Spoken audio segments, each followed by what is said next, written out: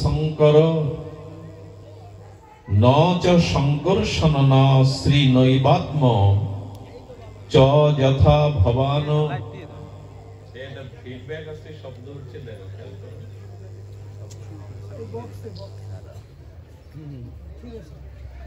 ভগবান শ্রীকৃষ্ণ যিনি সরাট বিভু চৈতন্য সচ্চিদানন্দময়, সর্বোপরি তিনি স্বাধীন সরাট বিভু চৈতন্য এবং অক্ষর অদ্বয় পরম ব্রহ্ম হয়েও ভক্তি এবং শুদ্ধ ভক্তের কাছে ভগবান পরাধীন। যিনি অখণ্ড পরতত্ত্ব সরাট বিভু চৈতন্যময়, যিনি অনন্ত অনন্তন্ত, যিনি সেই স্বয়ং ভগবান শুদ্ধ ভক্তি এবং শুদ্ধ ভক্তের কাছে পরাধীন, অধীনস্থ স্বীকার করেন। তিনি নিজ মুখে শ্রীমুখেই বলেছেন, অহং ভক্ত পরাধীন। আমি স্বাধীন সরাট বিভু চৈতন্য হয়েও অহং ভক্ত পরাধীন, আমি ভক্তের কাছে পরাধীন। আমি গিরিরাজ গোবর্ধন কনিষ্ঠ অঙ্গুলিতে ধারণ করার ক্ষমতা রাখি, সক্ষমতা রাখি, এটা আমার কাছে, আমার ঐশ্বর্যের কাছে কিছুই নয়। ছোট্ট শিশু যদি ছোট্ট একটি ছত্র বা ছাতা ধরে, এটা কঠিন নয়। কিন্তু মা যশোদার রঞ্জু দ্বারা বন্ধন কাটার শক্তি আমার নাই। আমি গিরিরাজ ধারণ করতে পারি, আমি অনন্ত ঐশ্বর্যময়, অনন্ত সর্বশক্তিমান তত্ত্ব, কিন্তু মা যশোদার বাৎসল্য প্রেমের রঞ্জু দড়ি কাটার ক্ষমতা আমার নাই, কারণ আমি ভক্তের অধীন। স্বয়ং ভগবান ভক্তের অধীন। ভগবান এও বলেছেন, মানুষের যদি জীবন না থাকে, জীবাত্মা না থাকে, সে যেমন মৃত। গোবিন্দ বলছেন, ভক্তই আমার জীবন। ভগবান বলছেন, ভক্তই আমার জীবন। ভগবান এও বলেছেন, ভক্ত ব্যতীত এই জগতে আমার কেউ প্রিয় নাই। আহা, ভক্ত ব্যতীত এই জগতে আমার কেউ প্রিয় নাই। কেমন নাই?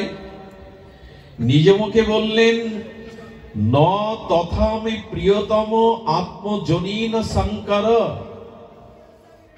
হে উদ্ধব, তুমি শোনো, আমার ভক্ত আমার কাছে যত প্রিয়, অতীব প্রিয়, আমার পুত্র আমার কাছে তত প্রিয় নয়। ভগবানের নাভিকমল থেকে জাত প্রজাপতি ব্রহ্মাও ভগবানের এত প্রিয় নাই যতটা ভক্ত তার প্রিয়। এবং শঙ্কর্ষণ ভগবান শিবও আমার কাছে অতটা প্রিয় নয় যতটা আমার ভক্ত আমার কাছে প্রিয়। আত্মজনী শঙ্কর, শুনবে উদ্ধব, আমার প্রিয়তমা লক্ষ্মীও আমার কাছে এতটা প্রিয় নয় যতটা ভক্ত আমার কাছে প্রিয়।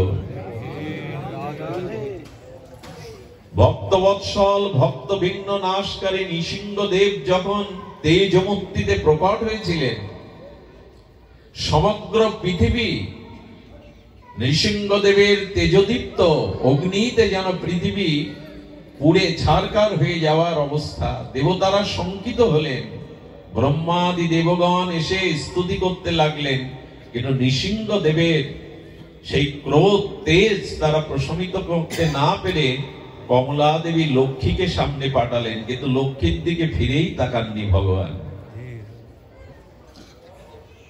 যখন বাৎসল্য প্রেমের প্রহ্লাদ ভক্ত বিদুমন্দ এসে ভগবান নৃসিংহদেবের কোলের কাছে এলেন, ভগবান নৃসিংহদেব বড় আদর করে বড় প্রেম ভাবে প্রহ্লাদকে কোলে তুলে নিয়ে যখন মুখের দিকে তাকালেন, প্রহ্লাদের বাৎসল্যময় ভক্তের মুখ দেখে ভগবানের তেজ, তার ক্রোধ প্রশমিত হলো।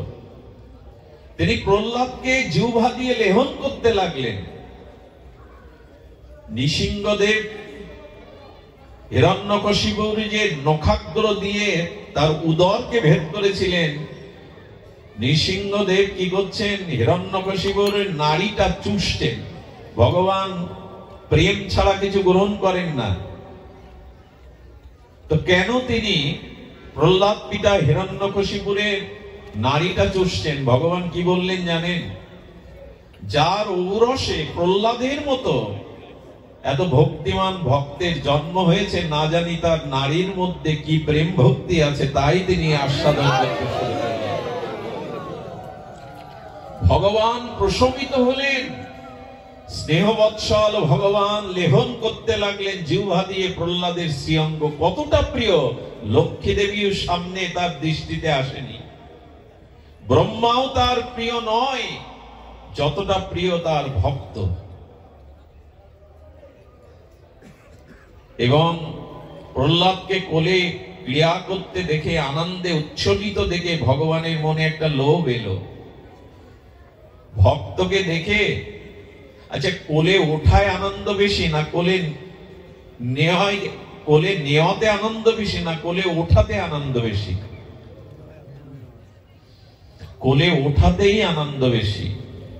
প্রহ্লাদ যখন ভগবানের করুণা ঘন নৃসিংহদেবের কোলে বসে আর হাত পা তিনি ছোড়াছুড়ি করে প্রেম আনন্দ প্রকাশ করছেন, পরমানন্দে যখন তিনি আনন্দে যেন খেলছেন, ভগবানের তখন লোভ হইল, কোলে নেওয়ার থেকে কোলে ওঠাই যে এত আনন্দ, এই স্বাদ তো আমার পাওয়া হয়নি কখনো। এর আগে আমি মৎস্য, কুর্ম, বরাহ, নৃসিংহ অবতারে এসেছি, কিন্তু মায়ের কোল আলো করে, মায়ের স্নেহ বৎসল সন্তান হয়ে আমি তো কোলে উঠে দেখিনি যে কি আনন্দ। ভগবান তখন স্মরণ করলেন, এরপর যতবার জগতে আবির্ভূত হব, কোন ভক্তিময়ী মায়ের কোল আশ্রয় করে আমি এই স্বাদ নেব যে কোলে ওঠাতে কত আনন্দ। তো ভগবান তার ভক্তই জীবন, ভক্তই তার একমাত্র প্রিয়। আর এই সকল ভক্তগণের মধ্যে তার অতীব প্রিয় ব্রজের ব্রজবাসীরা, ব্রজ সুন্দরী গোপীরা। আমি জানি না কেন একটু ব্রজের কথা বলতে স্বাদ হচ্ছে। নরসিংদী থেকে যেসব ভক্তরা কত দূর থেকে এসেছেন, তারা ছুটে এসেছেন, মনে হয় শ্রী গুরু মহারাজ, শ্রী গ্রন্থরাজ, অভিন্ন ভাগবত।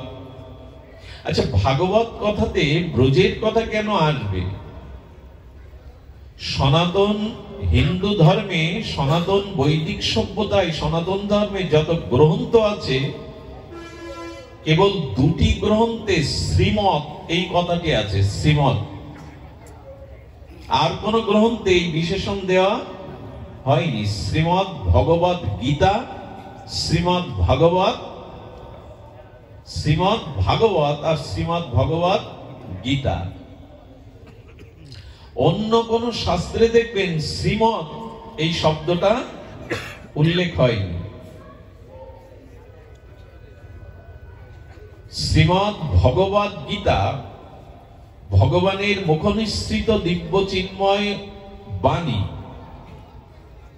কুরুক্ষেত্রের রণাঙ্গনে বিষাদগ্রস্ত অর্জুনকে দিয়ে জগৎবাসীকে যে দিব্য বাণী, মহাবাণী বলেছিলেন, সেটি শ্রীমৎ ভগবত গীতা। ভাগবত কাকে বলে? ভগবানের মুখ নির্গলিত যে বাণী, তাহাই ভাগবত। কারণ ভগবান চতুর্শ্লোকে ব্রহ্মাকেই ভাগবত জ্ঞান প্রথমে দান করেছিলেন। ভগবানেরই মুখপদ্ম বিনিসৃত বাণী। ব্যাসদেব যখন ভাগবত লিখলেন, ভগবানের চরণে নিবেদন করলেন, আপনার অভিন্ন স্বরূপ, কলিযুগের ভাস্বর ভাস্কর সূর্য স্বরূপ এ ভগবান, আমি ভাগবত গুরুদেবের প্রেরণায়, দেবশ্রী নারদের প্রেরণায়, আপনার কৃপা শক্তিতে এই ভাগবত রচনা করেছি। রাধারানী পাশে বসেছিলেন। রাধারানীর বদনটা অপ্রসন্ন, খুব ধ্যান দিয়ে শুনুন, অপ্রসন্ন বদন রাধারানী। বললেন, হে করুণাময়ী, হে কৃপাময়ী, আপনার বদন কেন প্রসন্ন নয়? এই ভাগবতকে আপনাকে প্রসন্নতা দান করবে না? রাধা ঠাকুরানী বললেন, আপনার ভাগবতে আমার নামই তো নেই। ভাগবতে রাধারানীর নাম কোথাও উল্লেখ নাই। ব্যাসদেব চিন্তা করলেন, রাধা শক্তি তো লাদিনী শক্তি, রাধারানী হলেন শক্তি, গোবিন্দ হলেন শক্তিমান। শক্তি ছাড়া শক্তিমানের শক্তিত্ব থাকে না। থাকে কি? শক্তি দেয় বলেই তো তুমি শক্তিমান, ধন আছে বলেই তো তুমি ধনবান, রূপ আছে বলেই তো তুমি রূপবান।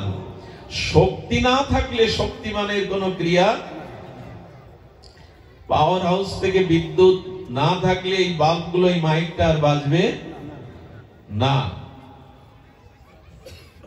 তেমনি রাধারানী হলেন গোবিন্দের লাদিনী আনন্দদায়িনী শক্তি, গোবিন্দ শক্তিমান।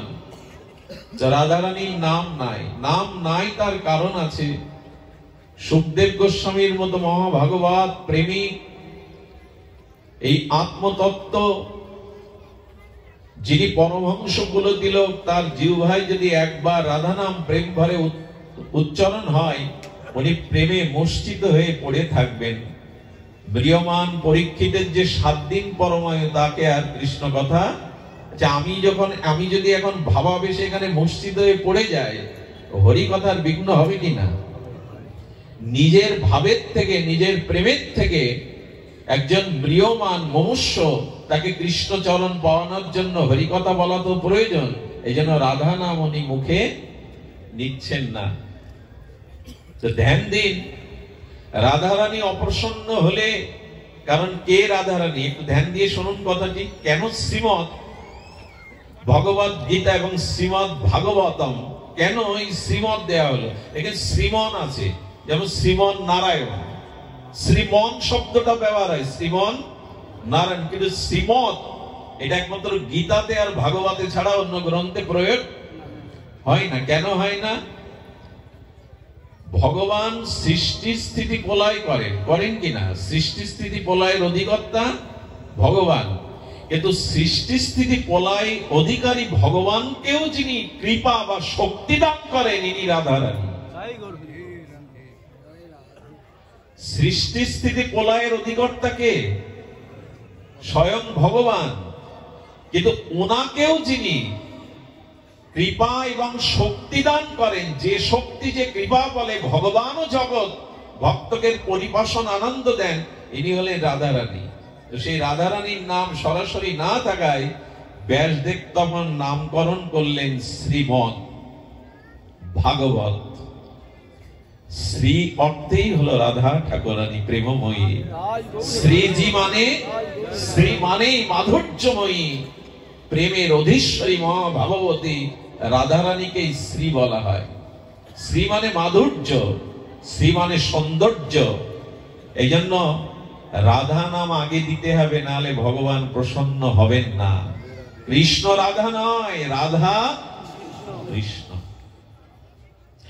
ভাগবত তাকেই বলে যাতে আগে, দেখবেন, আগে ভক্তের কথা হবে, তারপরে ভগবানের চরিত্র, ভগবানের লীলা হবে, তাকেই বলে ভাগবত। আগে ভক্ত চরিত্র, তারপরে, কেন ভগবানের চরিত্র আগে দিলে হতো না? রামায়ণে যেমন শুরু থেকে এই রামের কথা, গীতার শুরু থেকে যেমন ভগবানের কথা, তো ভাগবতের 9ম স্কন্ধ পর্যন্ত শুধু ভক্ত চরিত্র কেন? ভগবানের চরিত্র অত 10ম স্কন্ধে পড়ে কেন? বল, ভগবানের প্রিয় ভক্ত, প্রিয়জনের কথা লীলা শুনতে ভগবানেরও ভালো লাগে। ছোট কথা বলি, যেখানে ভগবানের কথা হবে ওখানে ভক্তরা শ্রবণ করতে বসে, শ্রোতার আসনে ভক্ত বসে। আর যেখানে ভক্ত চরিত্র কথা কীর্তন হয়, সেখানে ভগবান শ্রোতা হয়ে সবার আগে। ভক্ত কথা ভগবানই শোনেন। ব্রজের গোপীরা ব্রজাঙ্গনাগণ, ব্রজ সুন্দরী তদিগণ, ব্রজবাসীগণ গোবিন্দের অতি প্রিয়, প্রাণাধিক প্রিয়। কারণ ব্রজের সকলেই ভগবানকে সর্বস্ব দিয়েছেন, যা ভগবানও দিতে পারেননি। দেহ ধর্ম, লোক ধর্ম, বেদ ধর্ম, লজ্জা, ভয়, মান, ব্রজবাসীরা কৃষ্ণের জন্য, তাদের সুন্দরের জন্য, তাদের প্রিয়তমের জন্য সর্বস্ব দিয়েছেন, কিছুই বাদ রাখেননি। গোবিন্দ কিন্তু কুল ছাড়তে পারেননি, গোবিন্দ কিন্তু ধর্ম ত্যাগ করতে পারেননি, কিন্তু গোপীরা কৃষ্ণের জন্য সবই ত্যাগ করেছে। লোকধর্ম, বেদ ধর্ম, গৃহ ধর্ম, আত্মসুখ সব জলাঞ্জলি দিয়েছে। এটাই তো বলে সমর্পণ, এটাই তো বলে আত্মনিবেদন। আমরা পারিনি, আমরা ভগবানকে সর্বস্ব দিতে পারিনি, অর্পণ করতে পারিনি। আমার আমার বলে আমরা নিজেই জড়িয়ে ধরে রেখেছি। গোপীদের সর্বস্ব গোবিন্দ চরণে নিবেদিত। তোমার সুখের জন্য আমরা সব ত্যাগ করতে পারি, কিন্তু কোনো কিছুর জন্য তোমাকে বিন্দুমাত্র ত্যাগ করতে পারবো না। একটু উচ্চ কোটির এই ভাবনাটা অনুভব করুন। অহৈতুকী ভক্তির ভক্তের কাছে ভগবান বশীভূত, দ্রবীভূত, বিগলিত হয়ে যান। আর এই ভক্তদের সর্বোত্তম অন্যতম রাধা ঠাকুরানী, শ্রীকৃষ্ণ প্রেমের পূর্ণ পূর্ণিমা, শ্রীকৃষ্ণ প্রেমের পূর্ণ প্রতিমা, শ্রীকৃষ্ণ প্রেমের ঘনীভূত প্রেমময়ী ভাবময়ী লাদিনী মূর্তি রাধা। সেই রাধা রানী গোবিন্দের কত প্রিয়, তার প্রেম অধীনতা গোবিন্দ কিভাবে স্বীকার করেছেন। গীত গোবিন্দ কবি জয়দেব তুলে ধরেছেন এই শ্লোকটি, বড় আদরের এই শ্লোকটি, ধ্যান দিয়ে শ্রবণ করুন। রাধারানী গোবিন্দের কত প্রিয় এই শ্লোকটি গীত গোবিন্দে ভক্ত রসিক কবীন্দ্র কবি জয়দেব লিখতে পারেননি, লিখতে গিয়ে থেমে গিয়েছিলেন।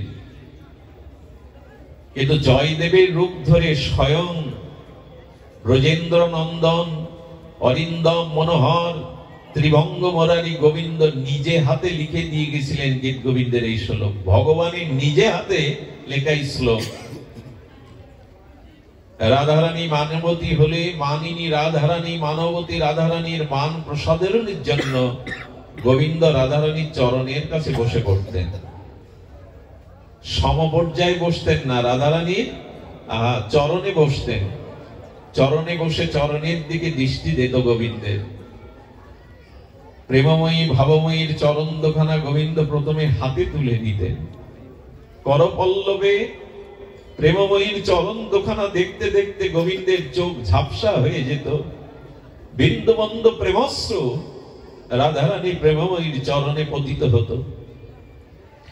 গোবিন্দ চরণ দুখানা নিয়ে হাতে নয়, মাঝে মাঝে আপন বক্ষে চেপে ধরতেন। একে অনুরোধ করি, এখানে রাধারানীকে কোন রক্ত মাংসের কোন যুবতী রত্ন কল্পনা করে একথা শুনবেন না। রাধারানী কোন যুবতী রক্ত মাংসের আমাদের মতো জড়া প্রকৃতির শরীর নয়। কৃষ্ণ প্রেমটাই রাধা, তারা দুই নয়। অগ্নি এবং তার দাহিকা শক্তি যেমন ভিন্ন করা যায় না, জল থেকে যেমন শীতলতা আলাদা করা যায় না, অগ্নি থেকে তার তাপ যেমন আলাদা করা যায় না, চিনি থেকে যেমন তার মিষ্টতা আলাদা করা যায় না, গোমাতার দুগ্ধ যেমন তার রং শ্বেতশুভ্র সাদা রংকে আলাদা করা যায় না, তেমন গোবিন্দ থেকে রাধারানীকেও ভিন্ন ভাবা যায় না। তো সেই রাধারানীর চরণ দুখানা গোবিন্দ হৃদয়ে নিয়ে কি বলছেন কবি জয়দেব লিখতে পারেননি, গোবিন্দ নিজে হাতে গীত গোবিন্দের পাতায় লিখেছেন। তমসি মম জীবন, হে রাধে তুমি আমার জীবন। গোবিন্দের কিন্তু কপটতা করে আমাদের মতো বানানো কথা নয়। রাধারানীর চরণ দুখানা আপন বক্ষে ধরে শ্রী গোবিন্দ বলছেন, তমসি মম জীবনম, হে রাধে তুমি আমার জীবন। ভক্ত তার কাছে কত প্রিয়। প্রেমাধীন ভক্ত বলছেন, তমসি মম ভূষণম, হে রাধে তুমি আমার ভূষণ। একটা সতী রমণীর, সাধ্বী রমণীর যেমন শাখা সিঁদুর তার ভূষণ, গোবিন্দ বললেন হে রাধে তমসি মম জীবনম, তমসি মম ভূষণম, তমসি মম ভব জলাধিরত্নম। হে রাধে সমুদ্র যেমন বুকে রত্ন ধারণ করে বলে তার নাম রত্নাকর, তেমনি এই প্রেম সরোবরে রাধারানী তুমি আমার রত্ন, জলাধিরত্নম। এর পরের কথাটা গীত গোবিন্দে গোবিন্দ লিখছেন, সর খরড সর গরল খণ্ডলং মম শিরোষি মণ্ডলং দেহি পদ পল্লব মোদরাম। হে রাধে তোমার এই চরণ কমল পল্লব তুমি আমার মস্তকে ধারণ করে আমাকে শীতল করো। কেন বলছেন স্বয়ং ভগবান? কোন রমণীর চরণ তিনি মাথায় নিচ্ছেন না, বুকে নিচ্ছেন না, তিনি প্রেমকে, শুদ্ধ ভক্তকে, ভক্ত পরাধীন ভগবান গ্রহণ করছেন। শ্রী গোবিন্দের চরণ কোটি চন্দ্র সুশীতলের মতো, যার চরণ চিন্তা করলে আমাদের হৃদয়ের তিতাব যন্ত্রণা প্রশমিত হয়, স্নিগ্ধ সুধা কিরণের পরশে শীতল হয়। যে ভগবানের চরণে কোটি চন্দ্র শীতল, সেই গোবিন্দ হৃদয়কে শীতল করার জন্য রাধারানীর চরণ মস্তকে ধারণ করছে। যার চরণ চিন্তায় আমাদের চিত্ত শীতল হয়, আজ তিনি রাধারানীর চরণ বক্ষে মাথায় করে নিয়ে দেহি পদ পল্লব মোদারাম, তোমার চরণ দোকানে যেন পল্লবের মতো। গোবিন্দ তার বিরহ শোক শীতল করবার জন্য রাধা চরণকে বক্ষে নিচ্ছেন, মস্তকে ধারণ করছেন। এই জন্য ভক্তই তার জীবন, ভক্তই তার সর্বস্ব, অহং ভক্ত পরাধীন। সেই ভগবানের প্রিয় ভক্তদের চরিত্র এখন আমরা শুনব। আপনাদের কাছে অনুরোধ করছি, ব্রজ ভাব, ব্রজের ভাব নিয়েই শুনতে হয়। ব্রজ কথা কোলাহলের মধ্যে হয় না, অন্য মনস্কতার মধ্যে হয় না। এটি ভাব রাজ্য, প্রেম রাজ্য। এই জন্য এই দেহকে এখানে রেখে মনে মনে ব্রজে চলে যেতে হবে। গভীর আনুগত্য বিনা ঐশ্বর্য জ্ঞানে ভজিলেও নাহি পাই ব্রজে, ব্রজেন্দ্র নন্দনে। ব্রজ ভাব চাই, ব্রজের ভাবটা হৃদয়ে এনে তবে ব্রজ কথা শুনতে হবে। ব্রজ মহিমা সাধন করতে গেলে মানসে বৃন্দাবনের চিন্তা করতে হবে, মানসে ব্রজের ভাব হৃদয়ে নিতে হবে। ব্রজভাবের কথা আপনাদের কি শোধাবো, কি জানাবো, মনে পড়ছে সেই কথা। পৃথিবীতে কোন শাস্ত্রে, কোন গ্রন্থে লিখিত হয়নি ব্রজ অনুরাগ। এই কথা গ্রন্থে ভাষায় প্রকাশ করা যায় না। মনে আছে আপনাদের পুরানো দিনের বহুবার চর্চিত, বহুবার এই প্রসঙ্গ বলা হয়েছে। ব্রজের ভাব কেমন জানেন? আহা, এক মা গাভী মাতার জন্য কিছু ঘাস কেটে গাভীমার খাদ্যের জন্য বয়ে আনছেন। প্রখর রৌদ্র, রাজস্থানের রেটিস্থান বালিগুলো যেন অগ্নি হয়ে গেছে, পা দিলেই ফসকা পড়ে যায়।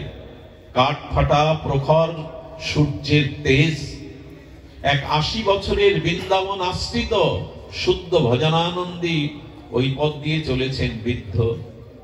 কিন্তু পিপাসায় এই তপ্ত রৌদ্রে, তপ্ত বালুকণায় তার ওষ্ঠগত প্রাণ, একটু জল না পেলে তিনি বাঁচবেন না। আর ব্রজবাসী সেই মা গাভী মায়ের জন্য কিছু তৃণগুচ্ছ করে মাথায় করে আসছেন। ব্রজবাসীরা যখন হাঁটে তখন মনে হয় ওরা নৃত্য করছে, ওরা যখন কথা বলে তখন মনে হয় সঙ্গীত সুধা আলাপ করছে। ওদের কথাটাই সঙ্গীত, ওদের চলাটাই নৃত্য। দেখবেন যারা বৃন্দাবনে যেমন ব্রজবাসী যারা, ওরা যখন চলে মনে হয় নৃত্য করে চলছে, ওদের চলাটাই নৃত্য, বলাটাই সুরসঙ্গীত। বাবাজি মহারাজ সেই ব্রজবাসী মাকে দেখে বললে, লাডলি পিপাসা কা পানি মিলেগা, মানে পিপাসার জল একটু পাওয়া যাবে? বাবাজির দিকে তাকিয়ে ব্রজবাসী মা বলছে মাথায় বোঝা নিয়ে, ইয়া সে পানি নাহি মিলেগা, দূর গাঁও সে জানা পড়েগা। বাবা ওই বহু দূরের যে গ্রাম, ওইখানেই পানি মিলবে, মানে জল মিলবে। ব্রজবাসীদের জলকে ওরা পানি বলে। তো বহু দূরে মিলবে। বাবাজি পড়ে গেছে, পড়ে গিয়ে বলছে হারাদে হে করুণাময়ী, এখানেই বুঝি আমার দেহ অবসান, তোমার চরণে এখানেই চিরদিনের মতো আমি বিশ্রাম পাবো, আর আমি এক পাও চলতে পারবো না, বাঁচবো না। যেই বলেছে আর আমি বাঁচবো না, হে রাধে, ব্রজমা কিছু পা এগিয়ে গিয়েছিল, পেছনে এসে বোঝাটা নামিয়েছে। নামিয়ে বললে বাবা খুব পিপাসা, খুব পিপাসা লেগেছে। হ্যাঁ রে মা, একটু জল ছাড়া আমি বাঁচবো না। বাবা খুব পিপাসা লেগেছে? বলে হ্যাঁ রে মা, আমি জল ছাড়া এক বিন্দু আর এক মুহূর্ত বাঁচবো না। পৃথিবীর কোন শাস্ত্রে লেখেনি এমন কথা। ওই ব্রজ যুবতী মা বুকের পশম সরিয়ে দিলেন, তার স্তনের বিন্দু বিন্দু অমৃত দুগ্ধ বাবার ঠোঁটে পড়তে লাগলো। ওই অমৃত দুগ্ধ ঠোঁটে পড়লেই তিনি প্রেমে মুষ্টিত হয়ে পড়ে গেলেন। যখন বাবাজির চেতনা ফিরল, তখন ব্রজমা যে পথ দিয়ে ধোলায় চরণ অঙ্কিত হয়েছে ওখানে গড়াগড়ি দিচ্ছে, আর বলেছিল মারে আমার এ জন্মের না, আমার অনন্ত জন্মের পিপাসা আজ নিভে গেল, পিপাসা আজ বুঝি সম্পন্ন হলো। এটি কি কোনো শাস্ত্রে লেখা কথা? লেখা নয়। শ্রীধাম বৃন্দাবনে বড় পণ্ডিত বাবা শুনিয়েছিলেন রাধা কুণ্ডে বসে। এই হলো ব্রজবাসীরা। এদের প্রেম জগতে কোনো গ্রন্থে লিখে বলে বর্ণনা করে শেষ করা যাবে না। এক বুড়িমা বসে আছে বারান্দায়, দরজাটা খুলে বসে আছে। কেন জানে? এই ঘর বেঁধেছি, এই সংসার রচনা করেছি, আমার গোপাল এই ঘরে আসবে বলে। বসে বসে বুড়িমা চিন্তা করছেন, গোপাল এলো, নূপুর ধ্বনি তুলে সেই গোপাল এলো আমার ঘরের ভিতরে, এই তো প্রবেশ করলো। মনে মনে ধ্যান করছে। ওদের চিন্তা, ওদের ভাবনা, ওদের মনন গোপালকে নিয়ে, গোপালের সুখের জন্য। গোপাল এলো, ঘরে কিছুটা ননি খেলো, ছড়ালো, আর ননি ভাণ্ড নিয়ে গোপাল দৌড়াচ্ছে। ওই চোখ বন্ধ করেই ভাবতে ভাবতে গোপাল ধর, গোপাল ধর, গোপাল ধর বলে দৌড়াচ্ছে। এক বাবা বলছে, ও মা, সামনে তো কেউ নেই, কাকে ছুটছো দৌড়ে ধরবে বলে? চোখ খুলে বুড়িমা বলছে, ও আমি তো ধ্যানে ধ্যানে মনে মনে চিন্তা করছিলাম গোপাল দৌড়াচ্ছে। সেই বৃদ্ধ বাবা ব্রজমাকে প্রণাম করে বললে, ধন্য মা তোমাদের প্রেম, তোমরা মনে মনে ভাবতে ভাবতেই দৌড়াচ্ছ গোপাল সামনে। এই হলো সংসারের সর্বোত্তম প্রাপ্তি। সংসারে শরীর পড়ে থাক, সংসারে কর্ম সংসারে থাক, কিন্তু মনটা যেন গোবিন্দের চরণে থাকে। মনও যদি তাকে না দেয়, সংসারে যদি মন প্রাণ ধন ঐশ্বর্য সব সংসারকে দেই, বড় ঠকে যেতে হবে, অনেক জন্ম ঠকতে হবে। এই জন্য গোবিন্দ আমাদের কাছে অন্য কিছু চাননি। মন মনা ভব, তোমার মন আমায় দাও। শরীরটা সংসারে রাখো, কর্ম সংসারকে দাও, কিন্তু মনটা কাউকে দিয়ে ঠকে যেও না, মনটা কাউকে দিয়ে দুঃখের কারণ হয়েও না, মনটা আমাকে দাও। ভগবানকে মন না দিতে পারলে অভিশাপ ঘুচবে না, এই পুনঃ পুনঃ জন্মচক্র ঘুচবে না। এই জন্য আসুন আমরা ব্রজভাবকে একটু আস্বাদনের করার জন্য মনটাকে প্রস্তুত করি। এখানে বসেও কিন্তু আপনি ভাবরাজ্যে যেতে পারবেন না যদি আপনার মন প্রবেশ না করে। এই জন্য আমরা আজ ব্রজভাবের একটা অপূর্ব লীলা শুনবো, যে লীলাটি ইতিপূর্বে আমি আপনাদের সামনে কখনো আলোচনা প্রসঙ্গে আনিনি। কেন জানি মন চাইছে রাধারানীর এই পরম লীলাটি একটু আস্বাদনে কৃপা করুন, করুণা করুন, চরণ ধুলি দিয়ে সিক্ত করুন, যাতে ব্রজভাব, ব্রজ মাধুর্যকে হৃদয়ে ধারণ করে তার কথা, তার লীলা তিনি প্রকাশ করিয়ে নেন। জটিলার মন্দিরে নিভৃত কক্ষে বসে আর প্রভাত কালে বিষভানু রাজনন্দিনী প্রেমময়ী রাধা রানী ভাবছে। খুব ধ্যান দিন, এবার কথার দিকে ধ্যান দিতে হবে। মনে মনেই চলে যান শ্রীদাম বৃন্দাবনে জটিলার মন্দিরে নিভৃত কক্ষে প্রেম ভাববতী রাধা ঠাকুরানী প্রভাতে যেন কি ভাবছে। ওইখানে চলে যান, রাধারানীর মুখবদনটা, কোমল বদনটা, প্রেমময়ীর বদনটা দেখুন। ভাবছে কার কথা জানেন? শ্যাম সুন্দরের কথা। রাধারানীর স্বপনে, শয়নে, জাগরণে শ্যাম সুন্দরের সেবা ভাবনা ছাড়া, তার সুখ ভাবনা ছাড়া রাধারানী অন্য কোনো ভাবনা ভাবতে শেখেননি, জানেনও না। কেমন জানেন? নয়নে বচনে সকল কর্মে সকল মননে সকল হৃদয় তন্ত্রে রাধারানীর শ্যাম সুন্দরের মহিমা চিন্তন হয়, অনুরণন হয়। শব্দগুলোর দিকে ধ্যান দিন। নয়নে বচনে, রাধারানীর নয়ন শ্যাম সুন্দরকে ছাড়া জগতে আর কিছু দেখে না। রাধারানীর বচনে শ্যাম সুন্দরের কথা ছাড়া অন্য কথা বলে না, শ্যাম ছাড়া অন্য কথা বলে না। নয়নে বচনে সকল কর্মে সকল মননে সকল হৃদয় তন্ত্রে মঙ্গলময় গোবিন্দের ভাবনায় বাজে রাধারানীর, অন্য ভাবনা আসে না। রাধারানী নিভৃত কক্ষে জটিলার মন্দিরে বসে আর তিনি প্রভাত কালে ভাবছেন। এমন মুহূর্তে রাধারানীর স্বতন্ত্র চারজন প্রিয় সখী এলো। শ্যামলা, সরলা, মঙ্গলা এবং বিমলা। এরা কারা? এরা রাধারানীর স্বতন্ত্র সখী। স্বতন্ত্র মানে একটু ধ্যান দিতে হবে। আগেই বলেছি কোলাহলে ব্রজের মধ্যে যাওয়া যাবে না। মহাপ্রভু পর্যন্ত বৃন্দাবনে যাননি একবার। কেন জানেন? যার সাথে লোক হয় লক্ষ কোটি, বৃন্দাবনে যাওয়া নহে পরিপাটি। সনাতন বলেছিল বাবু হই হুল্লোড় করে বৃন্দাবনে যাওয়া যায় না, একা যাও, পারলে একজনকে সাথে নিয়ে ভাবের মধ্যে দিয়ে যাও। আজকাল মানুষ বাসে করে শত শত লোক নিয়ে বেড়ানোর ভঙ্গিমা নিয়ে খেয়ে দিয়ে বৃন্দাবনে যায়, এতে কিছু পাওয়া যায় না। হ্যাঁ, বৃন্দাবনে গেলে একটা কৃপা হয় বটে, তবে মহাপ্রভুর নির্দেশ ওভাবে যাওয়া নাই। প্রেম নিয়ে যাও, বুকে হাহাকার নিয়ে যাও, চোখে জল নিয়ে ব্রজে যাও। ওখানে বেড়ানো ছাড়ানো হই হুল্লোড় খাওয়া দাওয়ার জন্য নয়। ওখানে চোখের জল নিয়ে নাও, ব্যাকুলতা নিয়ে যাও। ব্রজের রাখাল বলে দে রে, কোথায় আমার গোপাল? যমুনা, তুমি বলতে পারো এখন কোন লীলায় কোথায় আছেন? হে বৃক্ষগণ, তোমরা তো মনি ঋষি, তোমরা বলে দাও না রাধা মাধবের কোন লীলা কোথায় হচ্ছে? এই হাহাকার চাই, তৃষ্ণা চাই। বৃন্দাবনে কখনো হোটেলে ওঠা, হোটেলে খাওয়া, জামা কাপড় কাছানো, জামা কাপড় পরে ছবি তোলা, এটা বৃন্দাবন নয়, এটা প্রেমের রাজ্য। ওইখানের মহিমা হলো ধুলো মাখা, ব্রজের ধুলো মাখা। ওইখানে ধুলির বড় মহিমা, ওখানে ব্যাকুলতার মহিমা।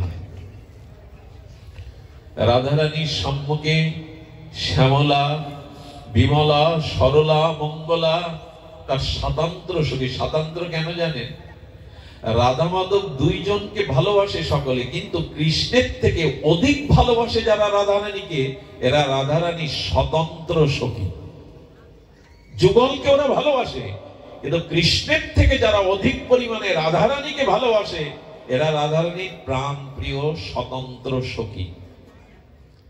শ্যামলা, বিমলা, সরলা, মঙ্গলা এসে রাধারানীর সামনে দেখা দিয়েছে। রাধারানী ওদের দেখে প্রসন্ন বদনে বলছেন, শুদ্ধ ভক্তের দর্শন হলে আমার আজ দিন ভালো যাবে। তোরা এসেছিস, তোরা এসেছিস, আজ আমার দিন ভালো যাবে। একটা কথা বলি, প্রভাতে যদি সাধু দর্শন করেন কোন প্রকৃত বিশুদ্ধ ভগবানের প্রিয় ভক্ত, সেদিন আপনার মঙ্গল যাবেই যাবে। আজ আমার দিন ভালো যাবে, আমি হরিভক্তের দর্শন পেয়েছি। রাধারানী জগৎকে শিক্ষা দিচ্ছেন, সকালে উঠেই সাধু দর্শন। আমার তো মনে হয় রাতে যদি আপনাদের মতো ভক্ত দর্শন হয় তো রাতটাও ভালো যাবে, হরিচিন্তায় যাবে। সাধু দর্শনেই শোক দূরে যায়, তাপ জুড়ে যায়, সংসারের মলিন জঞ্জাল বিষয় চিন্তা মন থেকে বিদূরত হয় সাধু দর্শন করলেই। দর্শনে পবিত্র করো এই তোমার গুণ। গঙ্গা স্নান করলে পাপ যেতেও পারে, নাও যেতে পারে, আপনার শ্রদ্ধার উপরে নির্ভরশীল, কিন্তু সাধু দর্শনে মনের ময়লা যাবেই যাবে, চিত্ত শুদ্ধি হবেই হবে। বিমলা শ্যামলাকে রাধারানী আসন দিয়েছেন, এই জন্য ভক্ত আসলে কি করতে হয় দেখো, রাধারানী নিজে নির্মল আসন পেতে দিয়ে বলছেন তোমরা এসেছো, এই নির্মল প্রভাতে তোমরা এসেছো, আজ আমার দিন বড় ভালো যাবে, বসো তোমরা। কি কারণে এলে? শ্যামলা, বিমলা, সরলা, মঙ্গলা বলছেন হে ঠাকুরানী, হে রাধে প্রেমময়ী, আমরা তোমার মুখে আমাদের প্রাণনাথ ব্রজনাথের গতকাল নিশি বিলাসের কথা শুনতে এসেছি। খুব ধ্যান দিন, খুব অপূর্ব অপূর্ব এই তত্ত্বটি, এই লীলাটি। মানে গত রাতে প্রেম নিকুঞ্জ বিলাস মন্দিরে তোমার আর শ্যামসুন্দরের কি সেবা হয়েছিল আমরা শুনতে এসেছি তোমার কাছে। গত রাত্রে বিলাস সেবা কিরূপ আমাদের শোনাও। রাধারানী তখন খুব প্রসন্ন হয়ে বলছেন তোমরা গোবিন্দ কথা শুনতে এসছো, প্রিয় পরমের কথা শুনতে এসছো। আচ্ছা, রাধারানীর মুখে যদি গোবিন্দের গুণগাথা হয় সেটা কেমন আস্বাদন হবে? রাধারানী তো প্রেম দিয়ে গড়া, প্রেমময়ীর মুখ দিয়ে যদি শ্যামসুন্দরের তার প্রিয়তমের কথা হয় সেটা কেমন হবে? প্রিয়জনের কথা, যে যাকে ভালোবাসে তার কথাটা দেখবেন। বিদেশ থেকে খোকা চিঠি লিখেছে মায়ের কাছে, মা লেখাপড়া জানে না, পড়তে জানে না, গ্রামের মাস্টার মশাইয়ের কাছে ছুটি গিয়ে বলছেন আমার খোকার চিঠিটা পড়ে শোনান না মাস্টার মশাই। মা তুমি ভালো আছো তো? তোমার কথা বড় মনে পড়ে মা। যখন এইসব কথাগুলো বলছেন মা আনন্দে কাঁদছেন, চোখ দিয়ে তার বিন্দু বিন্দু জল পড়ছে। আচ্ছা, যে চিঠিটা পড়ছে তার এরকম ভাব হচ্ছে তো? তার চোখে জল আসছে তো? মানে একই তো শব্দ, তার আসছে না কেন? বলো মায়ের মতো প্রীতি, মায়ের মতো মমতা মাস্টার মশাই নেই, এই জন্য ওই কথাগুলো মাকে ছুঁয়ে যাচ্ছে। তো যারা ভক্ত রাধারানীর কথা তাদের ওই মায়ের মতো ছুঁয়ে যায়। যাদের রাধারানীর সাথে সম্বন্ধ আছে, প্রিয়তা আছে, এই জন্য হরিকথা সবার ভালো লাগে না, হরিকথাতে সকলে মন বসাতে পারে না, কারণ ভগবানকে না ভালোবাসলে হরিকথা প্রিয়তা আসে না, আবার হরিকথা না শুনলেও ভগবানের প্রতি প্রিয়তা আসে না। রাধারানী তখন বললেন তোরা বড় উত্তম প্রস্তাব নিয়েছিস, আমার শ্যামসুন্দরের কথা শুনবি? তবে শোন, আমার শ্যামসুন্দরের কথা শোনার মতো আমি সোনার মানুষ পেলাম না। কথাটি খুব মার্মিক কথা বলছে, আমি সোনার মানুষ পেলাম না। রাধারানীর স্বতন্ত্র সখীরা বললেন ভাগবত পাঠ হলে সহস্র সহস্র মানুষ যায়, আর তুমি বলছো হরিকথা শোনার মানুষ পেলাম না। এই হাজার হাজার লোক তো আপনারাই এসে গেছেন, সহস্র লোক। রাধারানী তখন কি বললেন জানেন? বলে হ্যাঁ রে, হরিকথাতে হাজার হাজার সহস্র সহস্র লোক আসে, তবে কি শুনতে জানিস? কেউ রামায়ণের কথা শোনে, কেউ বা পুরাণের কথা শোনে, কেউ মহাভারতের কথা শোনে, কেউ বা ভাগবতের কথা শোনে, তবে সেটা সকাদের সাথে গোবিন্দের খেলা, কি মা যশোদার সাথে গোপালের বাৎসল্য লীলা। কিন্তু আমার প্রিয় পরম সুন্দর শ্যামকে হৃদয়ে প্রতিরূপে বসিয়ে সর্বস্ব অর্পণ করে আমার বধূর কথা কেউ শোনার মানুষ জগতে আমি পেলাম না। কথাটা আমি খুব দ্রুত বলে গেলাম, দেখবেন ভাগবত পাঠে হয়তো রামায়ণের কথা আসে, হয়তো মহাভারতের প্রসঙ্গ আসে, যদি বৃন্দাবনের কথাও আসে সেটা সকাদের সাথে গোবিন্দের খেলা, তাই না, মা যশোদার সাথে তার লীলা। কিন্তু রাধারানীর মতো গোপীদের মতো গোবিন্দকে প্রতিরূপে সর্বস্ব অর্পণ করে পরম প্রতিরূপে এই যে সখী সাথে গোপী সাথে গোপীনাথের যে অপূর্ব প্রেমময় কান্তা ভাবের লীলা কথায় সোনার মানুষ জগতে বড় বিরল। রাধারানী বললেন, এই সোনার মানুষ তোরা শুনতে এসেছিস, আমার বড় আনন্দ হচ্ছে, তবে শোন, আমার বধূর কথা, আমার বধূর কথা বলতে আমার বড় ব্যাকুল, কিন্তু কাকে বলবো? সত্যি কথা দেখবেন, আজকাল ভাগবত পাঠে এই গোপী আনুগত্যে ব্রজের রাগ ভক্তির কথা খুব কম হয়, এগুলি নেওয়ার শ্রোতা জগতে খুব কম। কারণ রাধা মাধবের কথা বলতে গেলেই আমাদের মানস মনে যুবতী যুবকের জগতের ভাবটা, প্রাকৃত ভাবটা এসে পড়ার সম্ভাবনা থাকে। এই জন্য এ কথা সবখানে বলতে নেই, কেন জানি না। আজ এখানে পরিবেশটা একটু অন্যরকম লাগছে আমার কাছে। সব শুদ্ধ ভক্তদের মাঝে কথা যদি না বলি আর কোথায় বা জানাবো। এই জন্য চলুন রাধারানীর মুখে তার প্রিয়তমের গত নিশির বিলাসপুঞ্জের কথা শুনি। এই কথা শুনতে গেলে পুরুষ অভিমান ছেড়ে দিতে হবে, গোপী আনুগত্যে গোপী ভাব নিতে হবে। খুব অদ্ভুত কথা বলছেন রাধারানী, শোন তবে। প্রাণবধূর কথা শোনার মানুষ পেলাম না, তোরা এসেছিস। এরা কেন বলছি জানেন? এরা রাধারানীর অত্যন্ত প্রিয়। কেমন প্রিয় জানেন? গোবিন্দ ব্যাকুল হয়ে রাধারানীকে অন্বেষণ করছেন, কোথা রাধা? ধ্যান দিন, কোলাহল করবেন না। তো সঙ্গে সঙ্গে এক রাধারানীর প্রিয় সখী তাকে দেখে বলছে, বলো না, বলো না রাধে কোথায়, বলো না প্রেমময়ী কোথায়? গোবিন্দ ব্যাকুল হয়ে গেছে। বলে, দেখো তুমি ব্যাকুল হয়ে না শ্যাম, আমি রাধারানীকে মিলিয়ে দেব। রাধারানীকে শৃঙ্গার করে কুঞ্জ মন্দিরে রেখে আর শ্যাম সুন্দরকে হাত ধরে নিয়ে গিয়ে ওরা যুগলে বসিয়েছে। গোবিন্দ রাধারানীকে পেয়ে এতটা প্রসন্ন হয়েছেন, সঙ্গে সঙ্গে নিজের গলার মালা খুলে ওই মঞ্জুরিকে পরাতে গেছেন। মঞ্জুরি বলছে, কানাই তোমার গলার মালা আমি পরবো না। আচ্ছা, এমন হতে পারে আপনাকে যদি স্বয়ং গোবিন্দ নিজের গলার মালা খুলে দিতে যায়, আপনি বলবেন আমি নেব না? কিন্তু রাধারানীর এই স্বতন্ত্র সখী মঞ্জুরির ভাবনা দেখে বলছে, শ্যাম ও মালা আমি জীবনেও নেব না। বলি, কেন? আমি আমার গলার মালা তোমাকে দিচ্ছি, তুমি রাধারানীকে মিলিয়ে দিয়েছ। বলে, রাধারানীর গলায় যদি প্রসাদী হয় তবেই নেব, তোমার প্রসাদী মালা আমরা ধারণ করি না। একটা কথা বলি, এরা রাধারানীর প্রতি কেন এত স্বতন্ত্র কেন জানেন? কোন কালেই কৃষ্ণ প্রেম পাবেন না যদি রাধারানী কৃপা না করে। আরে দেবেটাকে, শ্যামকে কে মিলিয়ে দেবে? শ্যামের কৃপা কে দেবে? রাধা কৃপা না করলে শ্যাম কৃপা, গোবিন্দ কৃপা।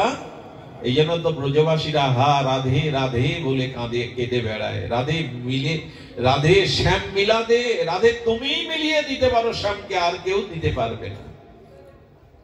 আচ্ছা, গোবিন্দ তাম্বুল চর্চিত করছিলেন, পান, সেই পান কিছুটা অধরামৃত সখীকে বলছেন, তুমি মিলন করিয়ে দিয়েছো রাধারানীর সাথে, এই তাম্বুল নাও।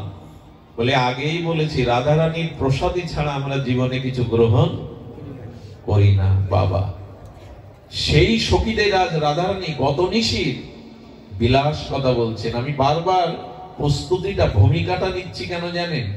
রক্ত মাংসের বুদ্ধি যেন আমাদের মনে না আসে, তাহলে অভিশাপ নামবে। ওইখানে রক্ত মাংসের বুদ্ধি করে একথা শুনলে হবে না, ওখানে প্রেমময় প্রেমময় লীলা শুনতে হবে। রাধারানী বলছেন, শোন। রাধারানী শুরু করেছেন, ওরে কাল নিকুঞ্জ প্রেম মন্দিরে বধূ আর আমি এক শয্যায় শয়ন করেছিলাম। জানিস রে, আমার বধূ পরশমণি। রাধারানী বললেন, আমার বধূ পরশমণি। ওরে শ্যামলা, ওরে বিমলা, আমি এমন ছিলাম না, আমার এত অনুরাগ ছিল না। আমার বধূ পরশমণি, বধূর ছোঁয়াতে আমি এত অনুরাগ পেয়েছি, এত প্রেমময় অনুরাগ পেয়েছি, আমি এমন ছিলাম না।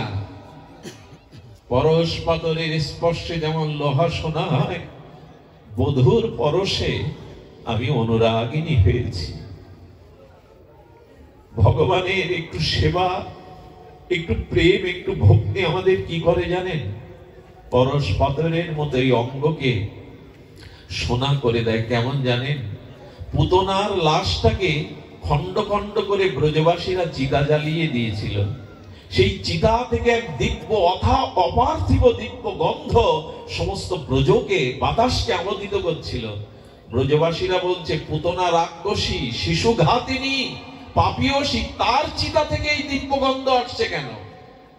পূর্ণমাসী দেবী বলেছিলেন, গোবিন্দকে কালকূট বিষ স্তনে করে পুতনা হত্যা করতে যায়, আর গোবিন্দ তার ওষ্ঠ দিয়ে, অধর দিয়ে পুতনার স্তনকে একটু স্পর্শ করেছিল।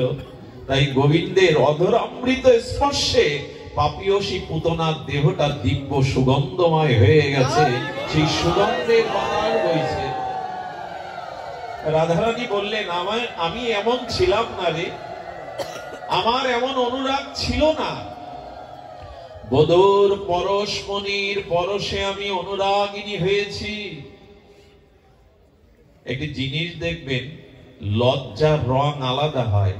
কারো ভিতরে অনুরাগ, ভালোবাসা জন্মালে তার মুখ লাল হয়ে যায়, যায় না? অনুরাগের একটা রং আছে, খুব প্রীতি, খুব ভালোবাসা, খুব অনুরাগ ভেতরে দেখবেন মুখটা লাল হয়ে যায়। অনুরাগের একটা রং আছে। রাধারানী বললেন, বধূর পরশে আমি এমন ছিলাম না রে, এখন যেমন দেখছি আমার অনুরাগিনী হয়ে গেছে। রাধারানী বললেন, তার পরশ এই অনুরাগের ছোঁয়া পেয়েছে। আরো শুনবি তোরা? শোনো না তারা প্রাণ দিয়ে। বলে, জানিস বধূ আমাকে পালঙ্কে রাখেনি সারা রাত, বধূ আমাকে পালঙ্কে রাখেনি। কোথায় রেখেছিল জানিস? পালঙ্কে আমার কোমল অঙ্গ ব্যথা পাবে বলে বধূ সারা রাত আমাকে হৃদয়ে রেখেছিল, পালঙ্কে রাখেনি। আগেই বলেছি, একথা শুনতে গেলে বাইরের দৃষ্টি দূরে সরিয়ে দিন। রাধা কৃষ্ণকে এখানে রক্ত মাংসের কিছু ভাবলেই কিন্তু অভিশাপ নেমে আসবে, খুব সতর্ক হয়ে শুনতে হবে। রাধারানী বললেন, বধূ আমায় এত ভালোবাসে, আমাকে পালঙ্কে রাখেনি, সারা রাত আমাকে হৃদয়ে রেখেছে। হৃদয়ে রাখার জিনিস তো রাধারানী, আমরাই শুধু তাকে হৃদয়ে নিতে পারলাম না। এই হৃদয়ে আছে অনন্ত জন্মের ভোগ, বাসনা, কামনা, কাম, ক্রোধ। গোবিন্দ বলছেন, প্রেমময়ীকে হৃদয়ে নাও, আর কিছু হৃদয়ে রেখো না, বাধা হয়ে দাঁড়াবে। হরি কথা কেন শুনতে হয় জানে? অনেক জন্মের আবর্জনা জমে গেছে হৃদয়ে। এটি হরিকথা কর্ণ দিয়ে হৃদয়ে প্রবেশ করলে ধুয়ে যাবে, মুছে যাবে। এই জন্য ভগবানের কথা ভক্ত সঙ্গে শুনতে হয়। এই জন্য এরা নরসিংদী থেকে চলে এসছে, কত দূর থেকে, কেন জানে? হরিকথা শ্রবণ করলেই অনন্ত জন্মের দুর্বাসনা যাবে, কাম বাসনা চলে যাবে। এখানে দেখবেন এখন যে পরিবেশ, এখন কেউ অসৎ চিন্তা করার ক্ষমতাও রাখে না। এর মধ্যে যারা বসেছেন না, যারা খুব একটু শ্রদ্ধা, বিশ্বাস, আনুগত্য নিয়েছেন হরিকথার, এর মধ্যে কোনো বিকার আসার সম্ভাবনা কারো নাই। এই জন্য সাধুমুখে হরিকথা জীবনের অন্যতম শ্রেষ্ঠ পাওয়া।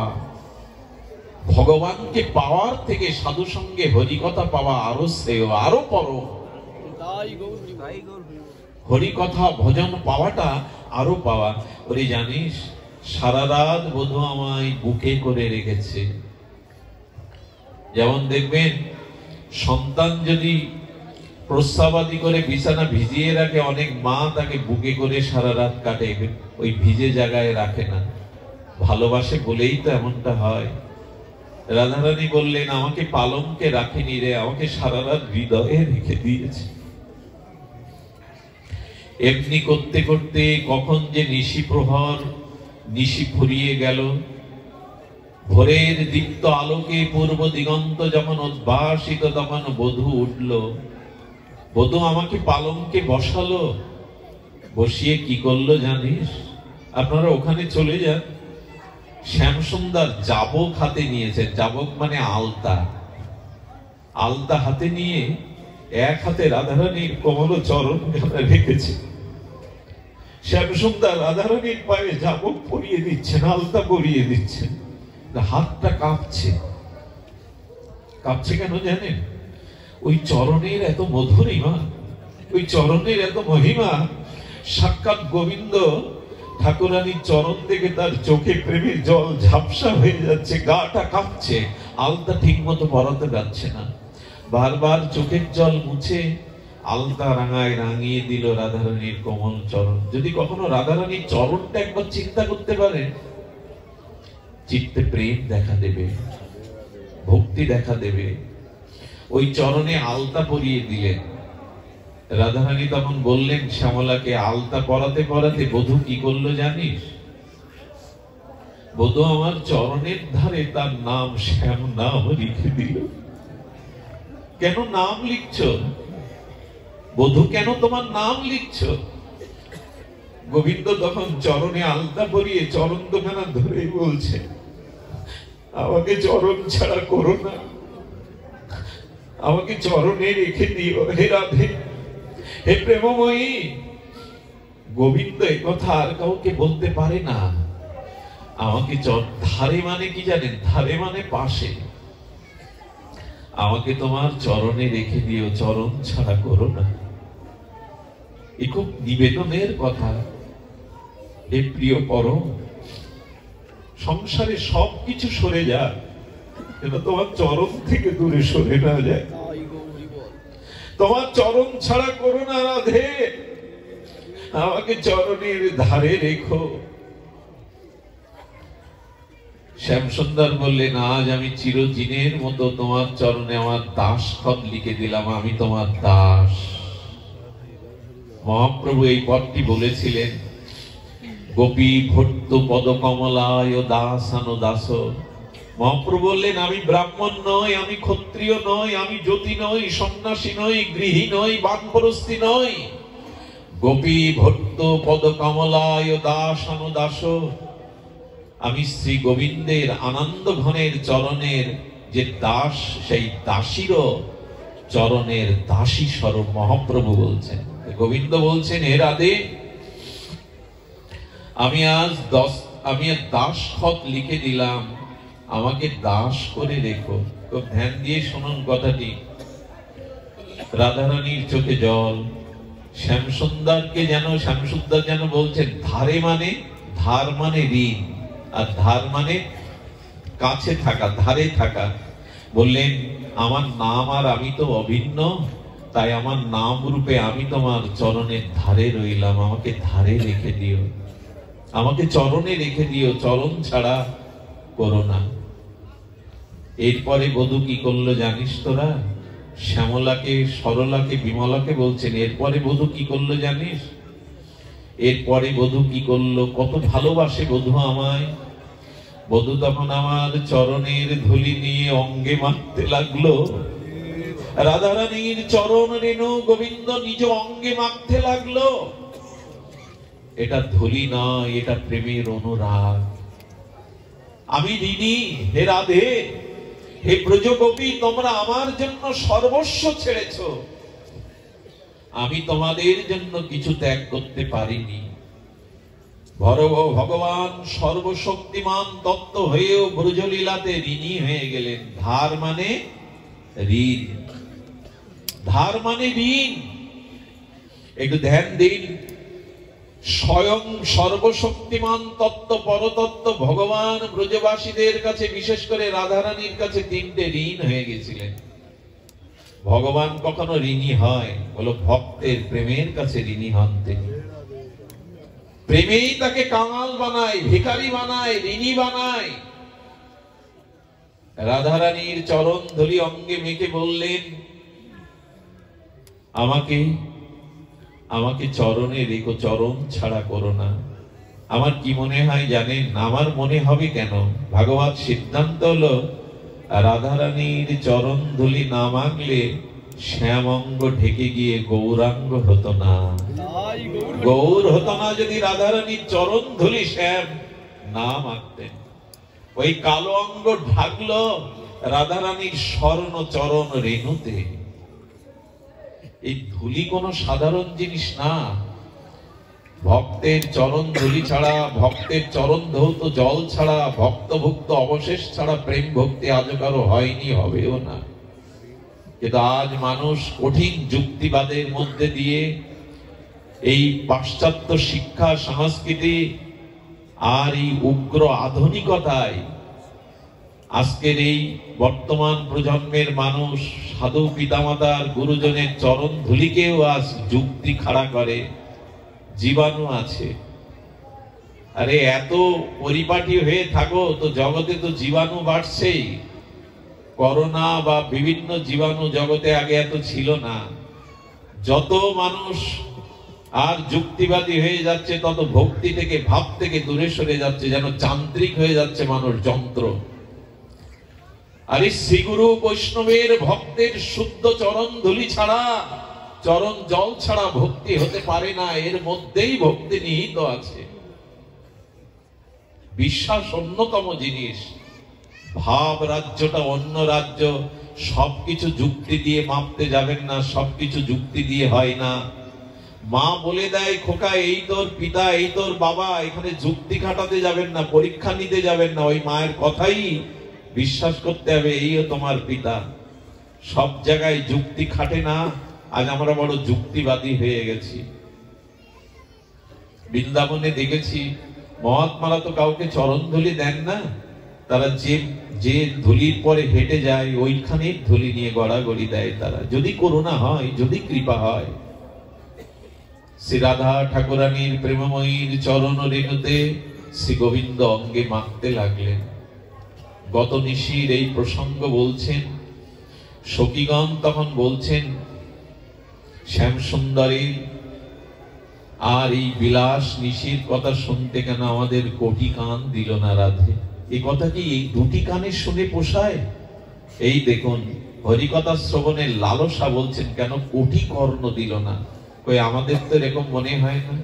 আরো আরো যদি কর্ণ পেতাম, আরো যদি এই অমৃত কথা শুনতে পেতাম। রাধারানী তখন বললেন, তোদের যেমন কোটি কর্ণ পাওয়ার ইচ্ছা হচ্ছে শোনার, আমারও বলবার জন্য যদি কোটি মুখ পেতাম, কোটি বদন পেতাম, তবু বধুর কথা বলে আমি হয়তো তৃপ্তি পেতাম। শুধু আগ্রহ আমাদের জাগলো না। তবে আপনাদের এই অঞ্চলটা জেগেছে বলতে হয়। আমি গোত্রহীন, পরিচয়হীন, নর্দমার কীট। আমার শিক্ষা নেই, আমার ভজনও নেই, তবে এত মানুষ এত রাত জেগে এমন নীরবে শুদ্ধ পরিবেশে হরিকথা শোনা, আমার মনে হয় এই অঞ্চলের মাটির কোনো গুণ আছে। এখানে পূর্বে কোনো সাধকদের আবির্ভাব হয়েছে, নালে হরিকথাতে মানুষের এইভাবে জাগরণ হয় না। আজ ভাঙা, মকসিদপুর, টেকেরহাট, এই যে অঞ্চলগুলি আপনাদের, এই বৃহত্তম ফরিদপুর, বৃহত্তম মাদারীপুরে অনেক মনীষীর জন্ম, অনেক মহামানব এসেছেন, এটা তাদেরই ভজন প্রভাব। এইখানে আজও যে পরিবেশ, এটা সব জায়গায় কল্পনা করা যায় না। এই জন্য হরিকথা শোনার জন্য প্রার্থনা করবে যেন দুই কানেই কোটি কানে তৃষ্ণা জাগে। রাধারানী বললেন, বধূর কথা বলতে গিয়ে আমারও মনে হয় কোটি বদন যদি পেতাম, কোটি মুখ যদি পেতাম, তাহলে হয়তো বধূর কথা কিঞ্চিত বলে আমার পিপাসা মিটত। যেদিন এমনি শ্যামসুন্দরের কথা বলতে গিয়ে শ্যামসুন্দর বললেন, রায় আমাকে ধার, আমি ঋণ তোমার কাছে।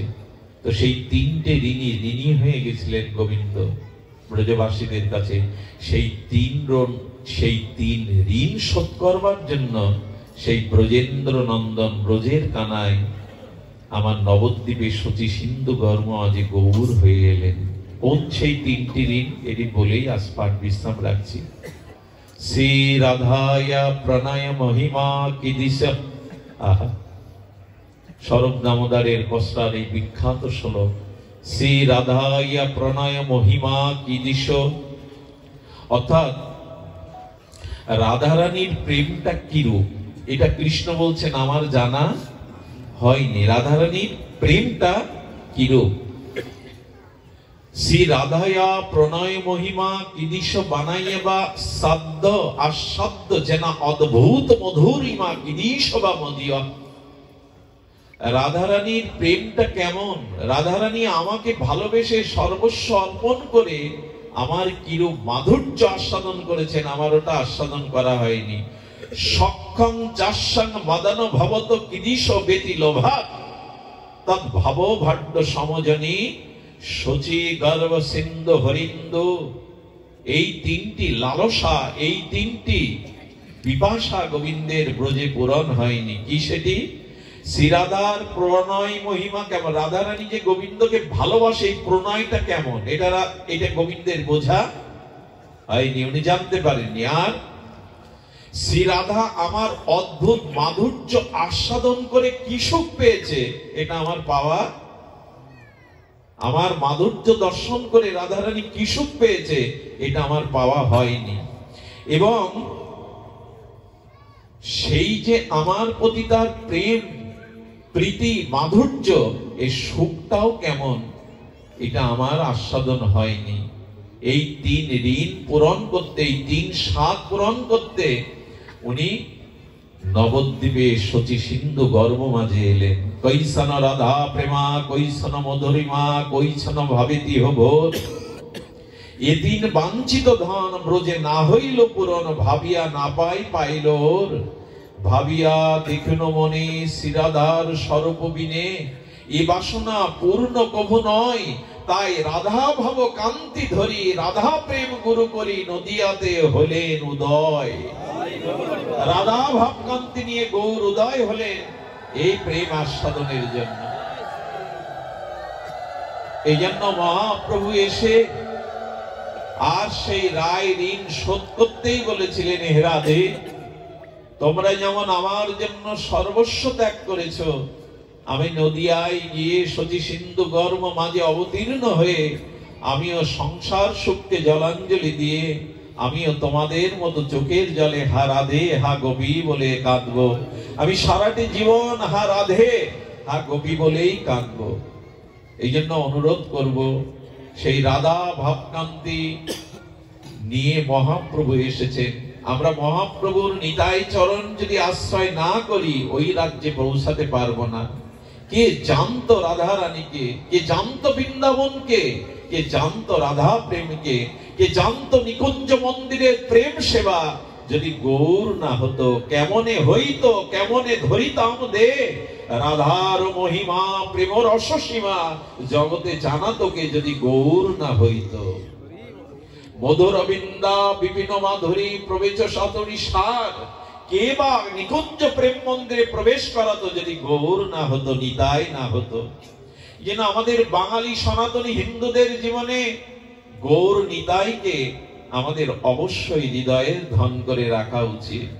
নিতাই গৌর ছাড়া আমরা হরিনাম পেতাম না, ভাগবত পেতাম না, যুগল সেবা পেতাম না, শ্রীরাম বৃন্দাবনে রাধা তত্ত্ব জানতে পারতাম না। এটা নিতাই এবং গৌরের অবদান।